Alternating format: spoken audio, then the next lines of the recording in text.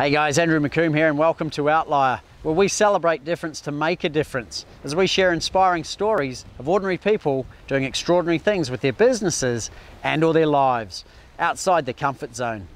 In today's video, I'm with Lawrie Montague, one of the world's leading high performance and golf coaches, and we're going to discuss a few bonus outlier lessons around what an outlier is and why it's so important that they're different. But before we do, make sure you check out our full outlier interview with Lawrie here or in the description below, where we discuss everything about Lawrie's journey to becoming an outlier in the golf industry as a world-renowned high performance and golf coach, and how you can become an outlier in your business and life as well.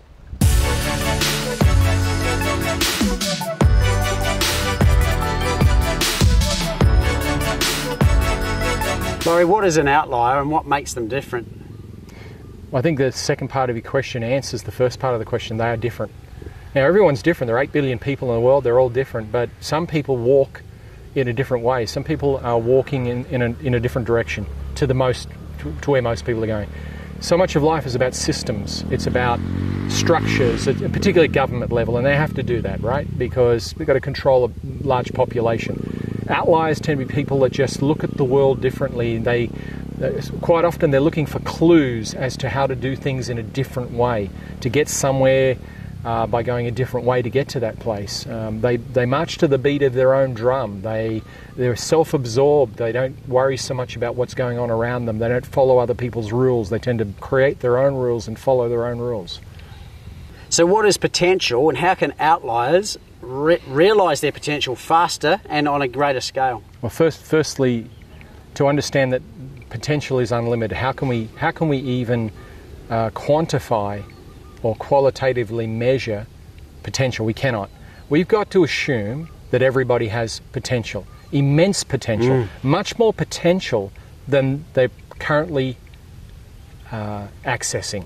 So number one is to know that you have more, much more in the basement than you're currently using, and that what you need to do is to understand that to access that, you have to have information to work with other than the information you've got.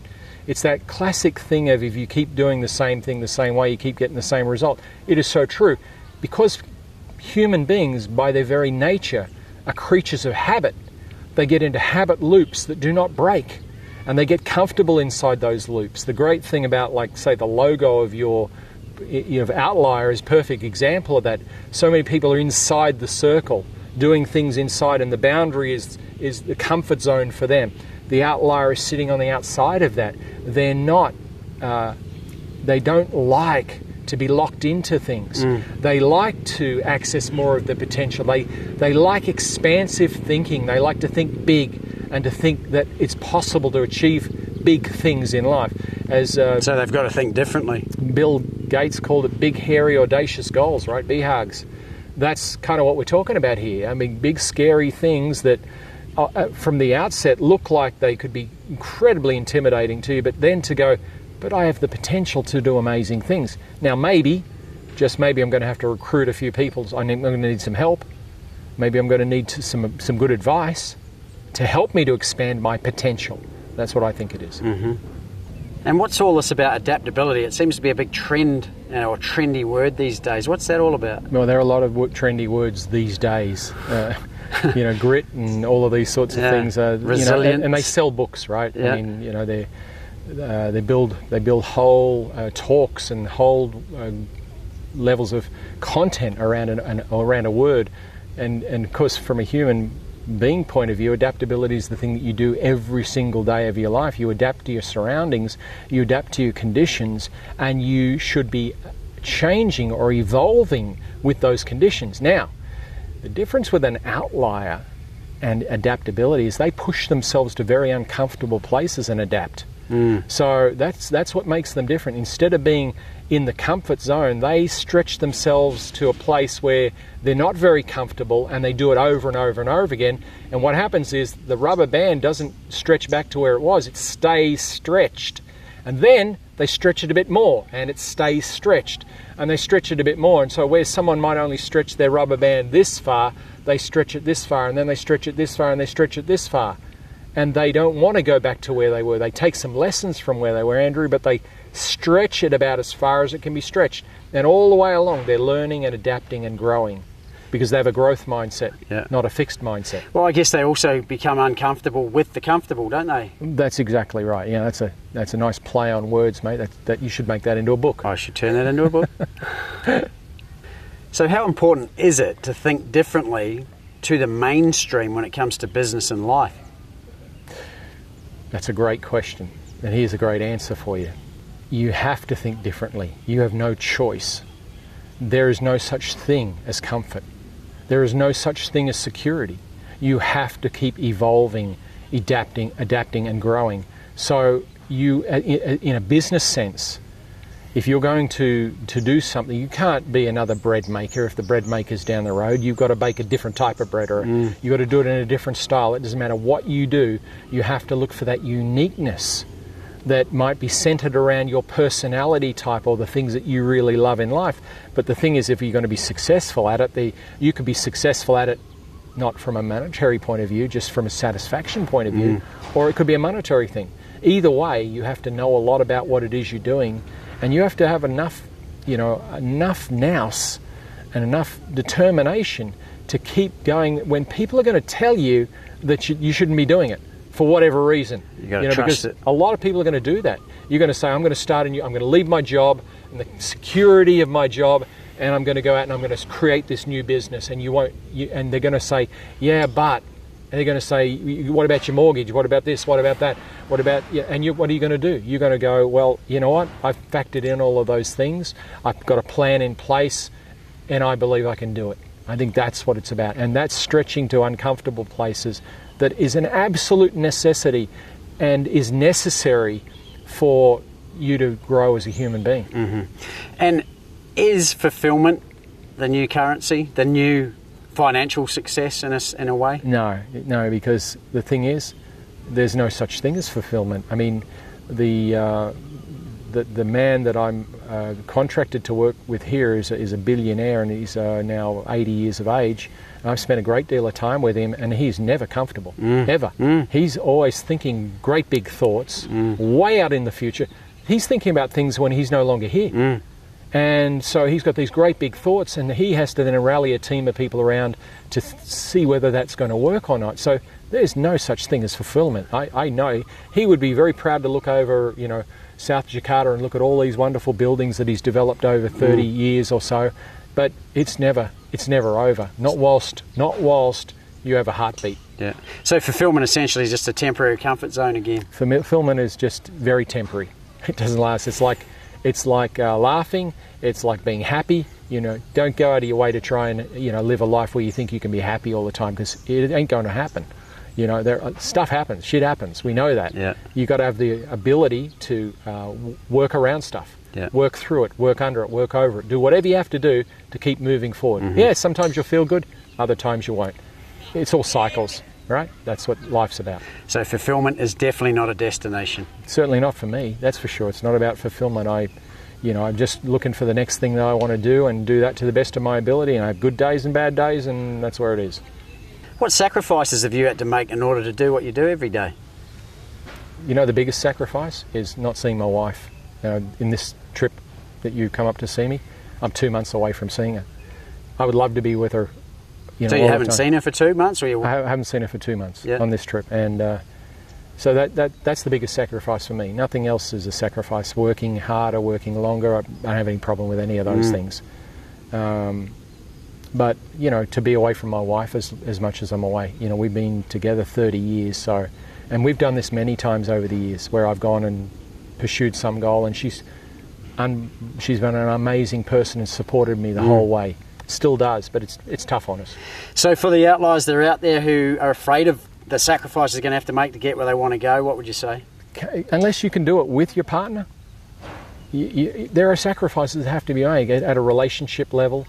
There are sacrifices if you walk away from a business, and they rely on you, but you've decided that you've got a much bigger goal than the one you've got. My mentor, I mentioned, is been a great person for me in my life. He once said to me very early in the piece, he said, he said, Lawrie, if you don't set goals for yourself, you'll always work for people who do. And I tell you what, it was like one of the big slaps in the face that I had when I was very young, in my early 20s. That's the fact of life. Now, there's nothing wrong with that. You want to work for someone, you need a job, and you're reliant on someone else to pay you, so be it. But if you're an outlier, you're reliant fully on yourself, number one. If you're coming up with the ideas, if you're out there doing the hours, you have to have people around you that can understand that. It's very difficult to do.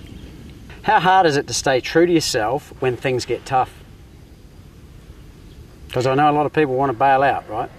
Even though it feels right and it's who they are, they jump back to the mainstream. A lot of people want to bail out, but where are you going to bail to?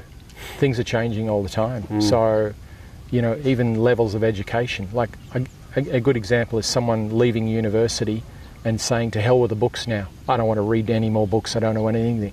That's the biggest mistake you can make in your life, to think that education stops when you stop formal education. Self-education goes on for your whole life.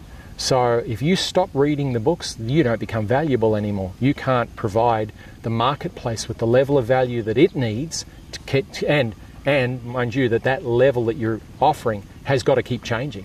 So if you're not educating yourself, if you're not developing yourself, if you don't have a growth mindset, then you're of no value. So whether you wouldn't be an outlier for a start. So to stay true to yourself when things get tough, do you turn to your mentors, your education, you your have learning? to. Yeah, you got to educate yourself, and it's good to have someone in your corner. You know, if it's not your partner, which, you know, I rely on Susie a lot, you know, just to talk to every day. But I can pick up the phone and talk to my mentors, different people in my life that I have enormous respect for, who will give me the time of the day. Even if I haven't talked to them, Andrew, for years, there are people in my life, and I know I could pick the phone up tomorrow and they would be only too happy to give me some advice. And to have the courage to do that is the big thing. So obviously support mechanisms are a huge part, or mentors are. What other mechanisms do you have to I guess, maintain mental toughness when things are going tough? Yeah, well, tough can happen at any time, Andrew. I mean, the biggest thing you've got going for you is how good you are in the moment. You can't get caught up in what's going to happen in the future or what has happened in the past. And, you know, it's a very popular thing today, you know, stay in the present. It's very Western, but it's not. It's been in this part of the world forever, for thousands of years. How good are you right now in this moment? You know, the only way you can ever get worried about things is the things that aren't happening right now. Yes, right here and now I could be challenged with a particular situation. Give me enough time, I can figure out what to do, right? But to get ahead of yourself and be worried about things that haven't happened yet, or things that happened in the past that you continually trawl back through, and these are the things that... Replaying the stories. Right, the replaying of stories that hold you back from growing, from expanding your horizons, from moving into new territories, and to influence other people along the way, or be influenced by people along the way. That's really what it's about. So how do you stay present? I've got to remind myself constantly that level of awareness, just through training, just to stop myself to, you know what, we're sitting here, and I can actually honestly say, and I've been doing this for a long time, I can tune into the environment around me. I can be right here and now and just enjoy that. And I can move my focus from a narrow focus to a broad focus. I can just enjoy what's going on and just enjoy where we are. Just be at one with where we are right now. Yeah, right. And so that is good. For me, music is a great one. You know, I just play some old tunes and I put my headphones in, and then I can do a whole lot of stuff. When emotion's up, intelligence goes down, how do you deal with that? Ah, man, I tell you, that's one of my biggest frustrations in life is my ego. I hate it. I hate my ego. I hate that I've still got so much of it. Is that your ego saying that to your ego? Yeah, it's crazy, right? Well, what it is it's my expectations of myself, which means that I'm not present enough. But I do get frustrated when I think I'm more than I am. And then I've got to go and almost give myself a slap in the face and say, yeah, come on, son, just calm down a bit. So you'll give yourself a talking to at some point once the emotion's down? When I played rugby, I remember years ago, a coach used to say to me, 2 hands for beginners, Lawrie. You know, bring it back to real. Don't try to do the hero stuff. I say to the kids all the time when they're playing shots, you don't always have to play the hero shot. Play the smart shot. You know, be where you are, think through your options, play the best option. That's what you have to be able to do. And do you think it's easier or harder to be an outlier or stay mainstream? Easiest thing is to be part of the crowd, to jump right in there and be on the dance floor with everybody dancing the way they dance. Go to the same dance schools, learn the same dance moves. But you know, when John Travolta in staying in the movie Saturday Night Fever gets on the dance floor, everyone's dancing and then he dances a different way, you know? Yeah.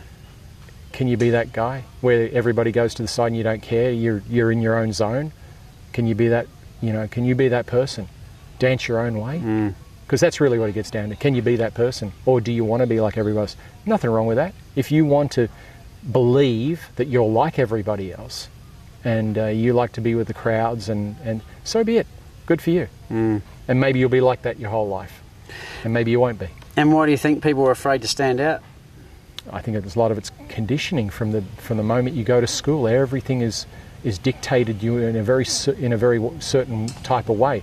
It's a system. They have to train you to be obedient from a very young age. They can't control you if you don't. Right. So from the moment that you go from the type of learning in a classroom where you're sitting everywhere and lying down and enjoying yourself reading your book and then getting up and just from that level of flow to now we're sitting in rows, seen and not be heard, you know, et cetera, et cetera. And so it starts at a very young age, and that's the government's way of controlling you. Interesting that for the young outliers out there, the teenagers, etc., the biggest fear for a lot of them is fitting in or not fitting in and having people say stuff to them, bully them, etc. But when everyone's favourite subject is themselves, e.g. they're worried about that more than anything else, as is everyone else, then are people actually that worried about you standing out? If you make that decision to do so. You know, it's been my experience that people are so into themselves that they really don't know you exist. They might say some things, but at the end of the day, they're going to be more into themselves than they are into you. So you're worrying about things that aren't important. What do you think the bullies are really saying to people who are standing out or are trying to be themselves or are different? I don't know what the bullies are saying to themselves. I can only imagine that they have some level of insecurity, because anybody that's disciplined, if you take a martial artist, someone who's highly trained in combat, they're not going to go around doing that on people or showing off because of the discipline and the respect they have for the art. So people that are bullying other people are weak by nature. They're weak in themselves. They're just really displaying themselves. And they pick on people who won't fight back. So they pick their targets. They're not going to pick on someone who's much tougher than them, right? So what about for a bully that might be out there who is struggling, is resonating with what we're saying? What advice have you got to them? Put the energy, stop directing the energy at other people, venting at other people or what they have or what they could have, and start looking at putting the potential back into yourself, the energy back into yourself, and using it in more useful and helpful ways to society. Because it's not useful or helpful to go beating people up just because you are bigger and stronger or meaner than someone else is. So take responsibility, use it for the good instead of the bad. Well, it's like this: if you don't do it, at some point in time, those decisions you make now are going to pay off for you later on in life, and you're probably not going to like those decisions. Interesting. Well, there it is, guys. I hope you enjoyed this video. If you've got any questions for Lawrie or myself, leave them in the comments below. And remember, if you'd like to watch our full Outlier interview, check out the link in the description below. Or subscribe to our channel, and remember to hit the bell icon below so that I can notify you every time a new episode is released. I'm Andrew McComb, and here's to living the outlier life outside of the comfort zone. I'll see you soon.